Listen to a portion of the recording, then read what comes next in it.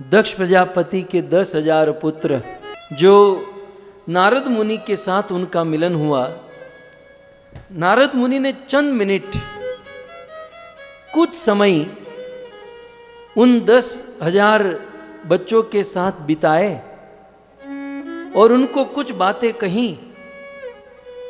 वो बातें सुनकर ही दक्ष प्रजापति के 10,000 पुत्र भगवान के शुद्ध भक्त बन गए।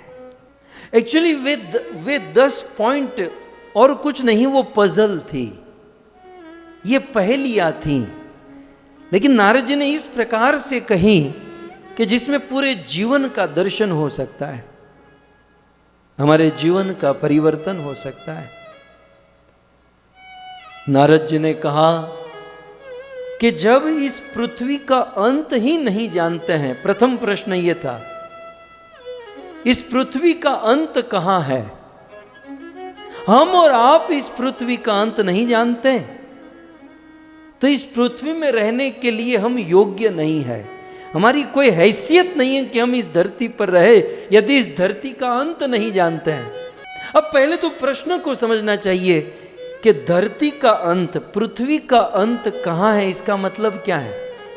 भगवत गीता में कृष्ण कहते हैं, क्षेत्र शरीरम क्षेत्र, बोले ये शरीर भी एक क्षेत्र है, ये शरीर भी एक पृथ्वी का हिस्सा है, क्योंकि हमारा शरीर पंच महाभूत से बना है, पृथ्वी जल अग्नि वायु आकाश, इनमें सबसे ज्यादा पृथ्वी तत्व है और इसलिए ये पृथ्वी पर रहता है।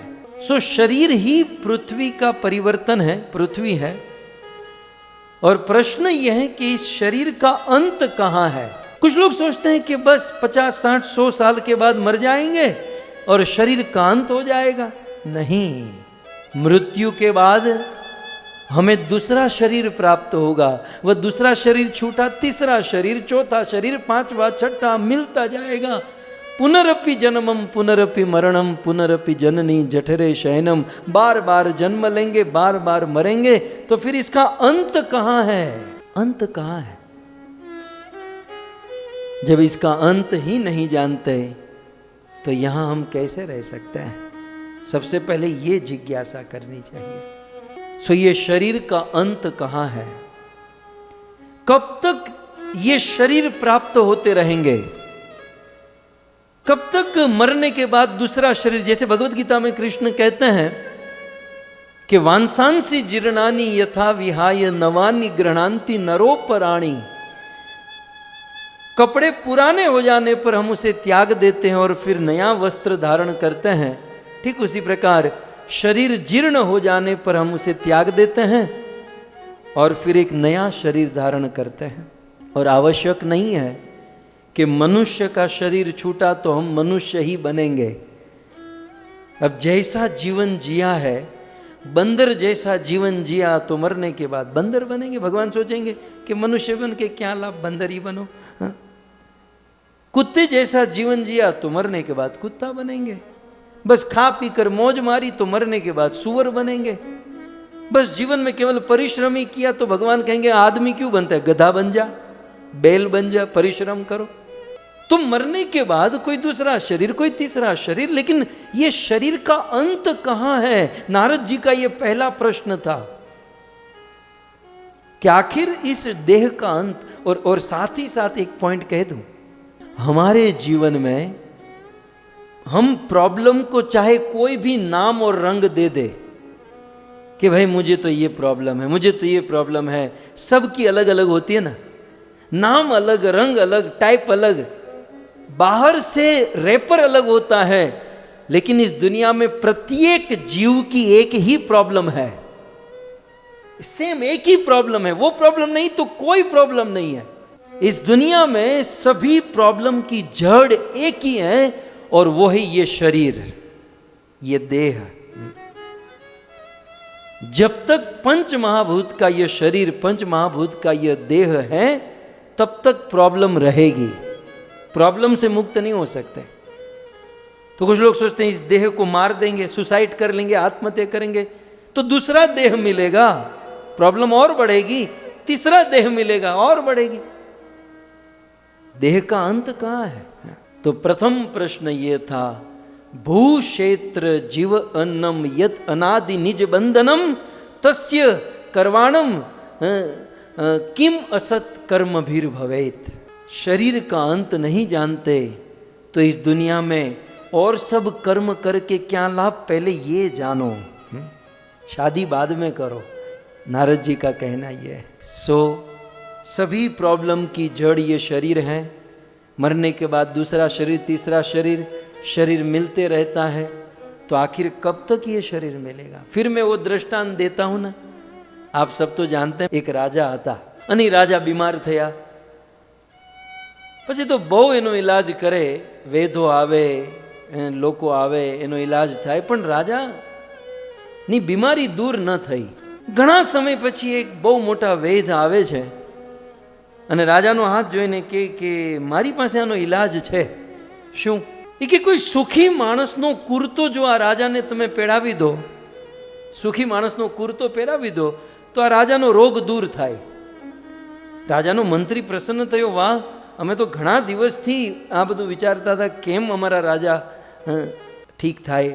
મંત્રી આખી સેનાને મોકલી કે જાઓ સુખી માણસનો કુર્તો લઈ આવો। અને આખી સેના જાય છે। જે રસ્તામાં મળે ને પૂછે કે ભાઈ તમે સુખી છો, હાઉ આર યુ? તો સાંભળો કે હા, આઈ am fine, I M good. પછી કે સાચે તમે સુખી છો? પછી રોવાનું ચાલુ કરે, નહીં મારે ये प्रॉब्लम है, ये प्रॉब्लम। આખો દિવસ વીતી ગયો પણ રાજાની સેનાને કોઈ સુખી માણસ ન મળ્યો। ત્યારે મંત્રી આશ્ચર્ય થયો કે સુખી માણસ કોઈ નહીં, ચલો હું ગોતવા જાઉં। રાજાનો મંત્રી ગોતવા જાય છે, સુખી માણસ ક્યાં મળે, ક્યાં મળે। અને એક નદીના કિનારે પહોંચ્યો અને એ નદીની વચ્ચોવચ્ચ એક નૌકા, અને નૌકામાં એક માણસ हाथ में गमछो लईने, આપણે गुजराती नो हेलो गातो तो। हेला जानते हैं आप? उसके लिए सौराष्ट्र में आना पड़ेगा। तो भजन कीर्तन तो मग्न तो मानस। अने मंत्री दूर थी के भाई तमे सुखी छो? के हाँ सुखी, मौज, पूरी मौज। के भाई हूँ तने ज गोतू छो, अहीं आव, मारे तारू काम छे, नजीक आवे। तमे साचे सुखी छो? भाई हाँ साचे सुखी छो। मंत्री के अमारा राजा ने रोग थयो छे, एक काम करो, तमारो कुर्तो आपी दो कि जेथी एनो रोग दूर थाय।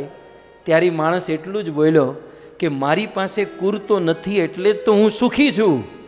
आ दुनियामां जेटला कुर्तावाळा छे ए बधा ज दुखी छे। कहेवानो अर्थ ई कुर्तो शुं छे? कुर्तो आपणुं शरीर छे। मारीने तमारी पासे ज्यां सुधी आ शरीर, आ देहरूपी कुर्तो हशे त्यां सुधी आपणा जीवनमां सुख नहीं आवे। तो फिर इस शरीर का अंत कहाँ है? इस शरीर का अंत जब तक हम वैकुंठ नहीं पहुंचेंगे, जब तक हम भगवान के धाम में, जिसे आध्यात्मिक जगत कहते हैं, कुछ लोग उसे अक्षरधाम कहते हैं, कुछ लोग उसे वैकुंठ कहते हैं, तो कुछ साकेत कहते हैं, कुछ द्वारिका कहते हैं, तो हम लोग गौलोक वृंदावन कहते हैं। लेकिन कुल मिलाकर स्पिरिचुअल वर्ल्ड में जब तक यह व्यक्ति, हम लोग वापस नहीं जाएंगे, तब तक ये शरीर का अंत नहीं होगा। इस शरीर का अंत कहाँ? इस शरीर का अंत भगवान के गोद में, भगवान के धाम में। इसका अर्थ ये हुआ कि हम लोग अभी यात्रा में हैं और हम सब का डेस्टिनेशन भगवान का धाम है। और आपकी जानकारी के लिए, यक्ष ने युधिष्ठिर को 100 प्रश्न पूछे, उनमें से एक प्रश्न था, कह दुखी, इस दुनिया में दुख क्या है? 6 प्रकार के दुख का वर्णन किया। उनमें से एक था कि जो यात्रा में होता है ना, वो कभी सुखी नहीं हो सकता। हमारे आपके जीवन में कभी कभी प्रश्न होता है कि जीवन में सुख नहीं है, दुखी हूं, क्योंकि हम लोग यात्रा में हैं। हम जहां हैं ये हमारा डेस्टिनेशन नहीं है। हम जहां रहते हैं ये हमारा स्थान नहीं है। आप विचार तो करो, ये जीवात्मा, हमारा परिचय क्या है? हम आत्मा है और आत्मा सच्चित आनंदमय है। ये भगवान का चिन्मय अंश, ये सच्चित आनंदमय अंश, ये जड़ जगत में फंसा हुआ है, ये भौतिक जगत में फंसा हुआ है। मेरी दृष्टि से करोड़ों का हीरा सब्जी मार्केट में पड़ा है, क्या हालत होगी उसकी? भगवान का सच्चित आनंदमय अंश, भगवान का चिन्मय अंश जो भगवान के पास होना चाहिए, वैकुंठ में होना चाहिए, वह आज जड़ जगत में फंसा हुआ है। जिस स्थान पर हम लोग बैठे हैं वो स्थान ही प्रॉब्लमेटिक है। एक दूसरे को दोष देने से कोई मतलब नहीं है। इसलिए अल्टीमेटली दुखों से मुक्त होना है, इस स्थान को छोड़ो। अर्थात ये बारंबार जो शरीर मिल रहा है, बारंबार जन्म मृत्यु का ये चक्र है, इस चक्र से मुक्त हो जाओ और जो हमारा वास्तविक डेस्टिनेशन है भगवत धाम, आध्यात्मिक जगत, स्पिरिचुअल वर्ल्ड, उसमें वापस जाओ। और जब तक वहां वापस नहीं जाएंगे शरीर का अंत नहीं होगा। सो नारद जी का, अब मुझे तो एक प्रश्न पर एक प्रवचन हो सकता है, मतलब 3 घंटे की कथा हो सकती है, इतनी सारी बातें होती हैं, लेकिन आप सब बुद्धिमान हैं। सो प्रथम प्रश्न था कि भाई शरीर का अंत कहाँ? तो शरीर का अंत वैकुंठ में। और प्रश्न ये होगा तो ठीक है, शरीर प्रॉब्लम है, स्थान प्रॉब्लमेटिक है, भगवान के पास जाएंगे तो सब कुछ ठीक हो जाएगा। तो प्रश्न ये है, तो फिर भगवान के पास जाने की विधि क्या है?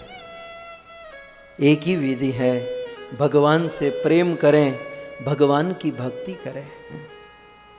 वो प्रेम आप अपने स्वभाव के अनुसार शास्त्र को लेकर किसी भी विधि से कर सकते हो। कुछ लोग हरि नाम लेकर भगवान से प्रेम करते हैं, कुछ लोग भगवान का गुण गाकर प्रेम करते हैं, कुछ लोग कथा सुनकर प्रेम करते हैं, कुछ लोग नाचते हुए प्रेम करते हैं, कुछ लोग दर्शन करके प्रेम करते हैं, तो कुछ लोग आरती पूजा करके प्रेम करते हैं। अपनी रुचि स्वभाव के अनुसार ईश्वर से प्रेम करें, ईश्वर को प्राप्त हो जाए, यही विधि है। और हरि भक्त, सत्संगी भक्त इसी विधि में लगे हुए हैं। अब आप मुझे बताइए, इस दुनिया में बुद्धिमान कौन? इस दुनिया में हम जो मेहनत करते हैं ना, ये टेम्परवरी सॉल्यूशन है। हमने घर बना लिया तो 10 माता जी को और बढ़ गई, ये कोई सॉल्यूशन थोड़ी ना है, ये सब टेम्परवरी सॉल्यूशन है। कोई लड़का था कि भाई हमें खुद से भोजन बनाना पकाना पड़ता था, रेस्टोरेंट में खाना पड़ता था, हमने शादी कर ली तो 2 प्रॉब्लम तेरी सॉल्व हुई, 10 प्रॉब्लम और शुरू हो जाएगी। इस दुनिया में करना चाहिए, सब कुछ करना चाहिए, लेकिन मेरा जो पॉइंट ये है कि हम जितने भी सॉल्यूशन खोजेंगे ना, प्रॉब्लम कम नहीं होगी और बढ़ेगी। सभी प्रॉब्लम की सॉल्यूशन यही है, भक्ति करें, और भक्ति करके हो सके उतना जल्दी ये जन्म मृत्यु के चक्र से मुक्त होकर हमारे डेस्टिनेशन भगवान के धाम को प्राप्त करें।